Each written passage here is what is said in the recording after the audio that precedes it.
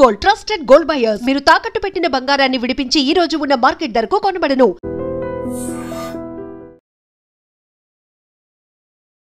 బంగాళాఖాతంలో ఊహించని పరిణామం ఈ రోజు పొద్దున జరిగింది. పొద్దున్నే సముద్రంలో ఒక అలజడి క్రియేట్ అయింది. ఉదయం 7:26 సముద్ర గర్భంలో భూకంపం సంభవించింది. ఇది రెక్టర్ స్కేల్ పై 4.2 తీవ్రతగా నమోదైంది.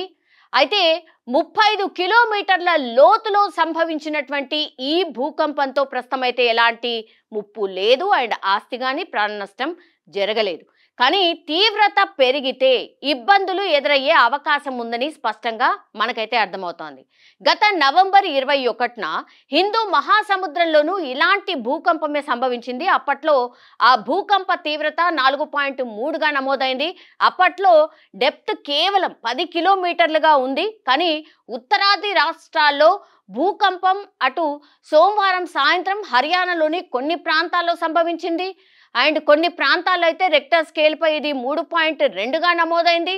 రాత్రి 9:22 ప్రాంతంలో సోనిపట్ ప్రాంతంలో కూడా 5 కిలోమీటర్ల లోతులో ఈ కేంద్రాన్ని అయితే గుర్తించడం జరిగింది. సో నేపాల్లోనూ ఆదివారం స్వల్ప భూకంపం కూడా ఏర్పడింది. సుదూర్ పశ్చిమ ప్రావిన్స్లోని బజాంగ్ జిల్లాలో కూడా భూమి కంపించింది. అది రెక్టర్ స్కేల్ పై 4.4గా తీవ్రత నమోదైంది. ఇక దక్షిణాసియాలోని ఇటీవల వరుస భూకంపాలు, దక్షిణాసియాలోని గత కొంతకాలంగా వరుసగా భూకంపాలు సంభవిస్తూనే ఉన్నాయి. తాజాగా అయితే తజకిస్తాన్లో 75 కిలోమీటర్ల లోతులో 3 తీవ్రతతోని భూకంపం సంభవించింది. ఈ భూకంపంపై నేషనల్ సెంటర్ ఫర్ సెస్మాలజీ కీలక ప్రకటన జారీ చేసింది. అదేంటి అంటే ఇదే ప్రాంతంలో నవంబర్ 26న 90 కిలోమీటర్ల లోతులో 4.2 తీవ్రతతోని భూకంపం సంభవించింది. డిసెంబర్ 1న మరో 2 భూకంపాలు నమోదయ్యాయి. సో సోమవారం తెల్లవారుజామున టిబెట్లోనూ భూకంపం సంభవించింది. 50 కిలోమీటర్ల లోతులో 3.3 తీవ్రతతోని ఈ భూకంపాలైతే వచ్చినట్టుగా ప్రకటించిన సిచ్యువేషన్. ప్రపంచంలో పలు దేశాలను అల్లాడించినటువంటి ఈ భూకంపాలు త్వరలోనే భారత్పై విరుచుకుపడే ప్రమాదం ఉంది అన్నట్టుగా హెచ్చరికలు జారీ అవుతున్నాయి. దేశంలో ఏకంగా మన దేశంలో ఏకంగా 61% ప్రాంతం సాధారణం నుంచి ప్రమాదకర భూకంప రిస్క్ పరిధిలోకి చేరడమే ఇందుకు కారణంగా చెప్తున్నారు. కేంద్ర ప్రభుత్వానికి చెందినటువంటి బ్యూరో ఆఫ్ ఇండియా స్టాండర్డ్స్ కొత్తగా సవరించినటువంటి ఈ భూకంప డిజైన్ కోడ్ ఈ ప్రమాదకర విషయాన్ని వెల్లడిస్తోంది. అంతేకాదు పొంచి ఉన్నటువంటి భూకంప ప్రమాద తీవ్రతను కూడా తెలియజెప్పే ప్రయత్నం కూడా జరుగుతోంది. అత్యంత ఎక్కువ రిస్క్ జోన్ కేటగిరీని కూడా ఇందులో చేర్చింది. మొత్తంగా అయితే హిమాలయ ప్రాంతాలన్నిటినీ కూడా జోన్ 6గా పేర్కొన్న ఈ కేటగిరీలోకే చేర్చడం మరింత ఆందోళన కలిగిస్తోంది. ఇప్పుడు ఏం మారింది అండ్ హిమాలయాలు గతంలో 4-5 జోన్ల పరిధిలో ఉండేవి. ఆ ప్రాంతం అంతా కూడా నిజానికి ఒకే టెక్టానిక్ పలకపై ఉన్నటువంటి భూకంప రిస్క్ తీవ్రతతో తేడా ఆధారంగా అప్పట్లో అలా విభజన చేశారు. ఇప్పుడు కేవలం 5 విభజనలు మొన్నటి వరకు ఉండేవి, ఇప్పుడు 6 విభజనలుగా చేశారు. ఈ క్రమంలోనే భూలోతుల్లోని పొడవాటి ప్రాంతాల్లో ఈ భూకంపం ముప్పు ఉన్నట్టుగా చెప్తూ ఉన్నారు. అండ్ ముఖ్యంగా మధ్య హిమాలయ ప్రాంతాల్లో అత్యధిక భూకంప రిస్క్ ఉన్నటువంటి పలు భాగాలు ఈ తప్పిదం వల్ల సాధారణ రిస్క్గా పరిగణ పొందు వచ్చాయి. దాన్ని ఇప్పుడు సరిచేసినట్టుగా ఇప్పుడు ఈ ఏదైతే కనుక్కున్నారో ఈ విభజనలో ఏదైతే పూర్తిగా దీనికి సంబంధించి BIS వెల్లడించింది. ఈ నిజానికి ఇదంతా కూడా సో హిమాలయ ప్రాంతాల్లో గత 2 దశాబ్దాలుగా భూకంపం జాడలు కూడా కనిపించలేదు. అంత మాత్రాన అక్కడ అంతా సజావుగా ఉన్నట్టు అనలేము అన్నటువంటి మాట కూడా ఇందులో పేర్కొన్నటువంటి సిచ్యువేషన్. ఎందుకు ఇలా డేంజర్ జోన్లోకి హిమాలయాలు వచ్చాయి? ప్రపంచంలోనే అత్యంత చురుగ్గా ఢీకొట్టే టెక్టానిక్ పలకల సరిహద్దులపై ఉన్నాయి కాబట్టే మరోలా చెప్పాలంటే ఎప్పుడైనా బద్దలయ్యే అవకాశం ఉన్నటువంటి మందు పాత్రపై ఉన్నాయి హిమాలయాలు అన్నటువంటి మాట చెప్తున్నారు.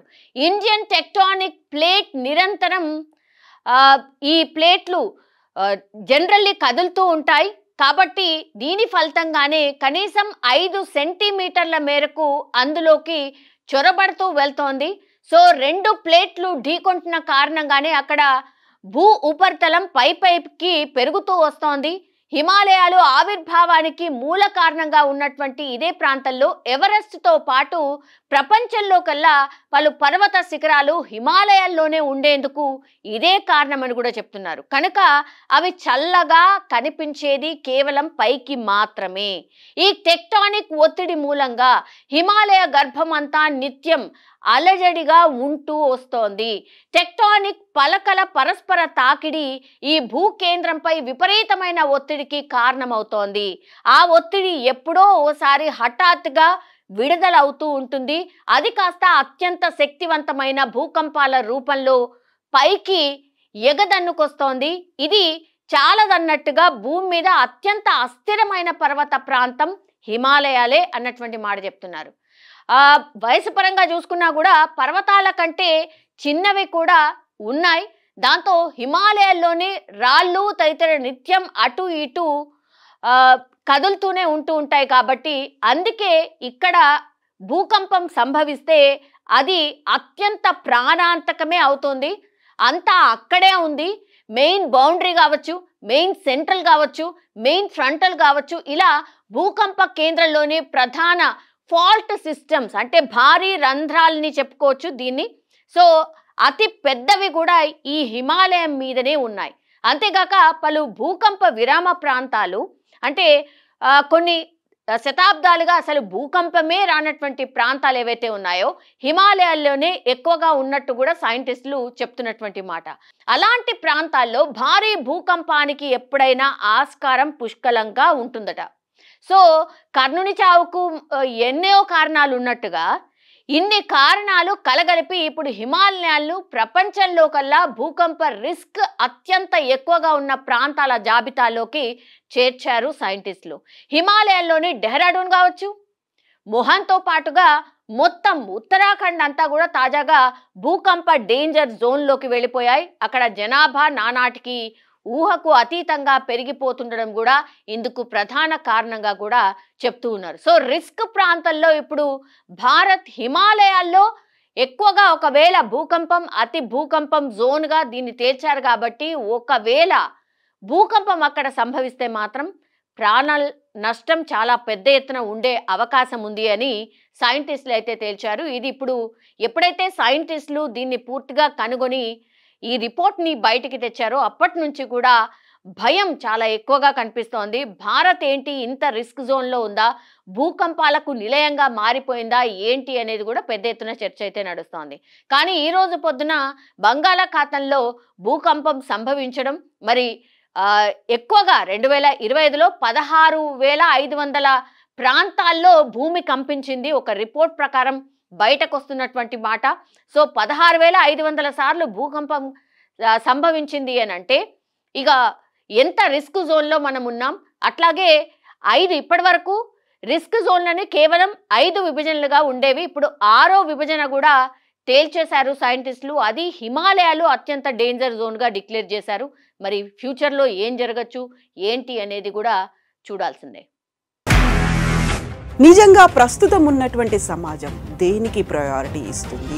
ఆర్థిక సంబంధాల చుట్టూ మాత్రమే తిరుగుతుంది. మళ్ళీ ఎన్నికలంగానే చాలా విరక్తి కలుగుతుంది. మంచి అనిపిస్తుంది కదా, లేడీస్ కూడా ఛాలెంజింగ్ జాబ్స్ చేసినప్పుడు చాలా బాగుంటది. ట్రాఫిక్ అసిస్టెంట్స్ గా నియమించిన ట్రాన్స్జెండర్స్ అందరితో సాల్యూట్ చేయించుకుంటున్నారు. ఫుడ్ డెలివరీ ఇవ్వటానికి వెళ్ళినటువంటి డెలివరీ బాయ్ అనిల్ పై కళ్ళ ముందు